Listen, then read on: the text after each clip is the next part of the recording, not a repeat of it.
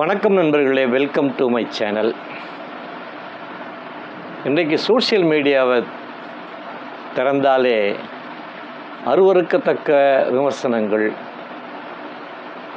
அசிங்கமான படங்கள், இப்படி சோஷியல் மீடியா சமூக ஊடகங்கள் மிக மோசமான ஒரு நிலைமைக்கு போயிட்டுருக்குது.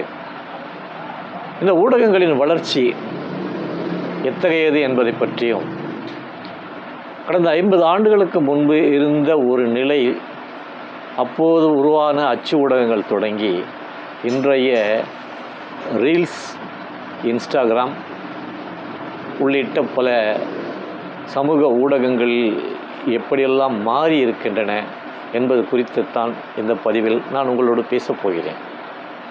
என்னுடைய சேனலுக்கு இதுவரை ஆதரவு அளித்து வரும் அன்பு சப்ஸ்கிரைபர்களுக்கு என் நெஞ்சார்ந்த நன்றிகளை தெரிவித்துக் கொள்கிறேன். தொடர்ந்து ஆதரவு கொடுங்க. நிறைகளை உங்கள் நண்பர்கள்ட்ட சொல்லுங்கள், குறைகளை கமெண்டில் சொல்லுங்கள், சப்ஸ்கிரைப் பண்ணுங்கள். தொடர்ந்து எனக்கு ஆதரவு தருவீங்கன்னு நான் நம்புகிறேன். அதாவது 1969 ஆண்டில் ஒரு படம் வெளிவந்தது, வா ராஜா வா என்கிற ஒரு திரைப்படம். அந்த படத்தில் நடித்த ஒரு சிறுவன் ஒரு பாடிய பாடல், உண்மை எது பொய் எதுன்னு ஒன்றும் புரியலை, நம்ம கண்ணை நம்மால் நம்ப முடியலை, காக்கையோடு கருங்குயிலும் வானத்திலே பறக்கும்போது பார்வையிலே ஒன்றாக தோணுது, குயில் பாடும்போது காகம் ஓடி போகுது, உண்மை எது பொய் எதுன்னு தெரியல, நம்ம கண்ணை நம்மால் நம்ப முடியலை. இப்படி தான் இன்றைய சமூக ஊடகங்கள் செயல்பட்டு கொண்டிருக்கிறது. எது உண்மை எது பொய் என்பது தெரிந்து கொள்ள முடியலை. அந்த அளவுக்கு மோசமாக இருக்குது. இதை பற்றி தான் நம்ம பேசுகிறோம்.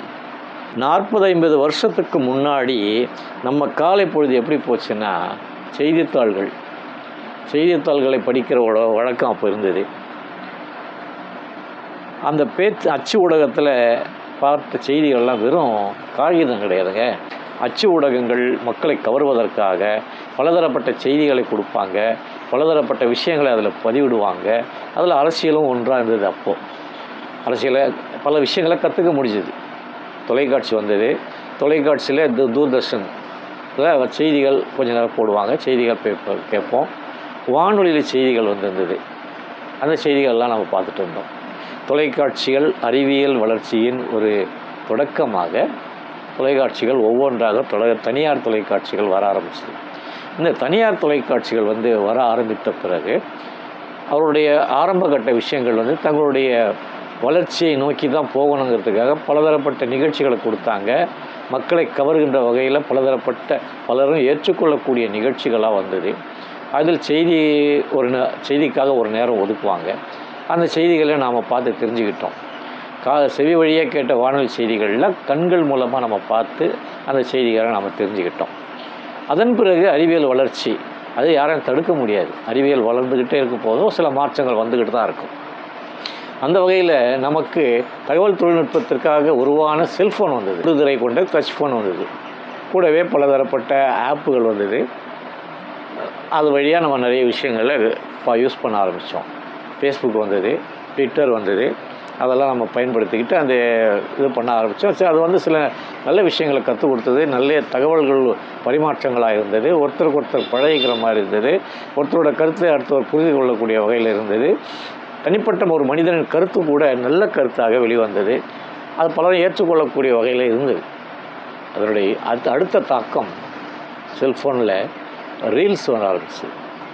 அந்த ரீல்ஸுடைய தாக்கம் என்னென்னா, ஒரு தனி மனிதனுடைய தன்னுடைய விருப்பத்தை அதில் ஏற்றி அதை பலரும் பார்த்து அதை விரும்புகிற வகையில் அதுக்கு ஒரு லைக் கொடுத்து அதனாலேயே அதோட கிடைக்கிற ஒரு புகழ், மக்கள் அதை அடிமையாயிட்டாங்க.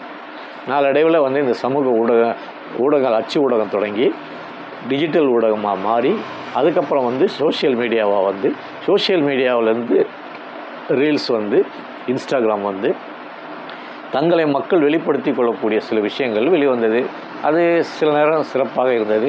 பல நேரம் தங்களை மேன்மைப்படுத்தி கொள்ள வேண்டும், பலரும் பார்க்க வேண்டும் என்கிற உணர்வில் சில வீடியோக்களை போட ஆரம்பித்தாங்க. இந்த சமூக ஊடகங்கள் நமக்கு இலவசமாக இதையே கொடுக்கல. சமூக ஊடகங்கள் நம்மை பயன்படுத்தி கொண்டு அவர்கள் வருமானத்தை பெருக்கிக் கொண்டுள்ளார்கள்.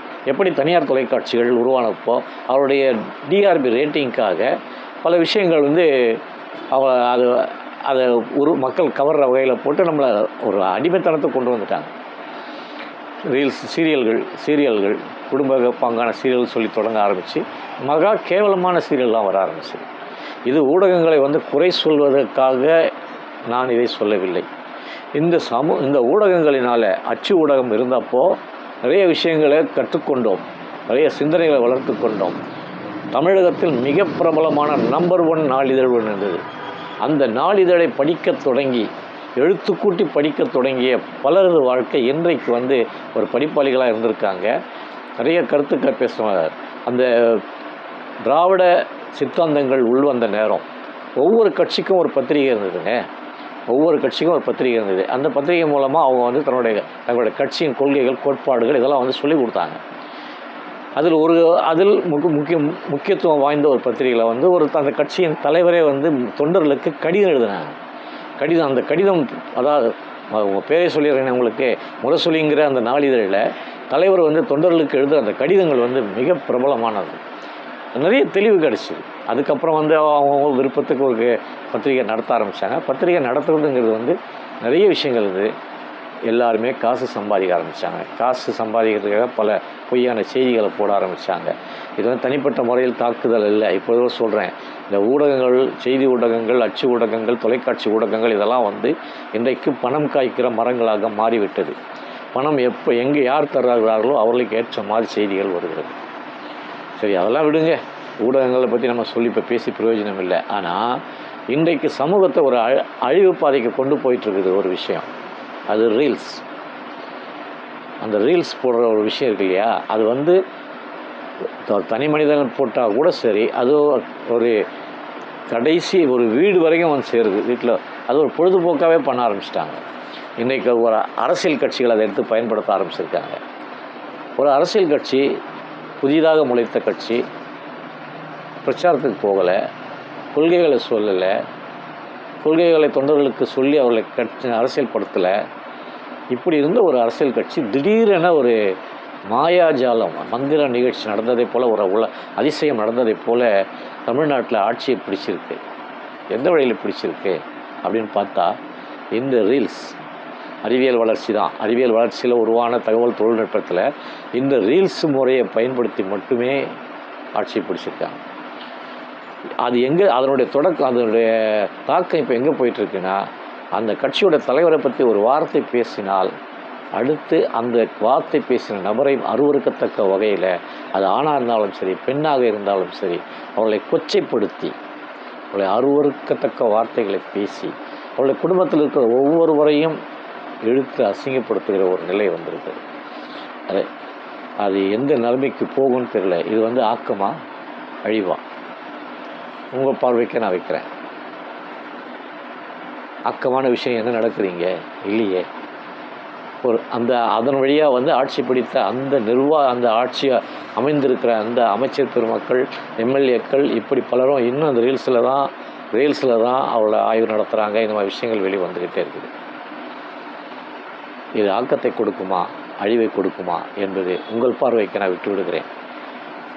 இது குறித்து உங்களுடைய கமெண்ட்களை சொல்லுங்கள். நான் சொல்லியிருக்கிற விஷயங்கள் வந்து இப்படி உங்களுக்கு பிடிச்சிருந்தா லைக் பண்ணுங்கள், உங்கள் நண்பர்களுக்கு ஷேர் பண்ணுங்கள், மறக்காமல் சப்ஸ்கிரைப் பண்ணி ஆதரவு கொடுங்க.